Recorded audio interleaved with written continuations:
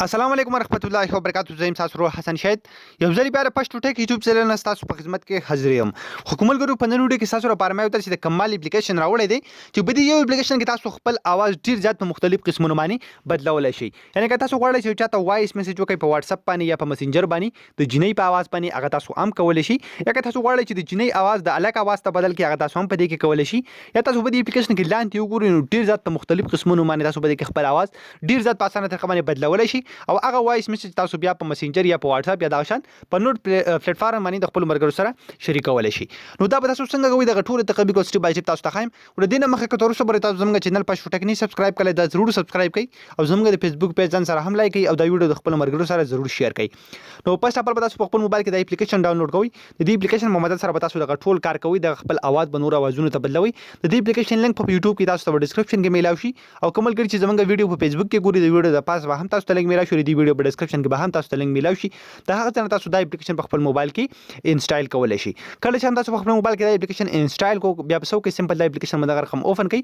کله چې هم تاسو اوپن کړئ نو پستا پال تاسو لا یو اپشن در کې ریکارډ ان اډیو تاسو تخکاری تاسو په سو کې دلته بدی اپشن باندې کلیک واخلئ. کله چې هم تاسو بدی اپشن باندې کلیک واخلئ نو دلته چې کله هم تاسو بدی باندې ریکارډینګ سٹارټ کړئ نو دې کله چې هم تاسو دغه ځنه اډیو ریکارډینګ کړئ نو تاسو لا بل یو اپشن در کې سیو. کله چې هم تاسو په سیو باندې کلیک کړئ تاسو بدلته راشي. دلته چې تاسو په کم یو وایس باندې هم کلیک اخلئ نو تاسو په هغه کې به خپل आवाज سیو کولای شئ. مطلب زه ته غواړم چې په ګرل وایس باندې کلیک کوم نو دا شان به تاسو هم مطلب چې کوم आवाज ته بدلول غواړئ په आवाज باندې بیا کلیک واخلئ نو تاسو ته کار دلته په ټول سیستم تاسو ته شو شي. بیا په تاسو کوي بیا بدلته تاسو له بل یو میموري کارت اپشن شو شي. تاسو بیا سو کوي په دې اپشن باندې بکلیک کړئ نو دا به تاسو سره په دا شان په فون کې سیو شي. تاسو ته کار ته بیا سو کوي واپس بیا په سیو باندې کلیک کړئ. کله چې هم تاسو په سیو باندې کلیک کړئ نو دغه د جنۍ په आवाज کې تاسو یو ریکارډینګ ځان سره سیو کړئ.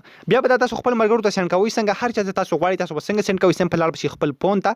کله چې هم تاسو فون ته لاړ شئ بیا سو کوي په انټرنل کپ سټوریج چې دغه ته بلال شي دلته بلانی تاسو سره دلته یو فولډر شو کیږي تاسو تخکاری وایس چینجر ریکارډ تاسو په سو کې سمپل په دغه یو فولډر باندې کلیک واخلئ. کله چې هم تاسو په دې باندې کلیک کړئ څومره وایسونه چې تاسو جوړ کړی هغه ټول به تاسو سره دلته شو کوي. خو موږ ګورو په دغه طریقه باندې تاسو کولای شئ چې خپل आवाज دا شن مختلف نور आवाजونو ته ور بدل کړئ. ډیر زیات په اسانه طریقه باندې که تاسو ویډیو خوښ شوی دا ویډیو د خپل مرګ سره ضرور شیر کړئ. موږ په خپل دعاګانو کې یاد ساتئ. د الله پامان.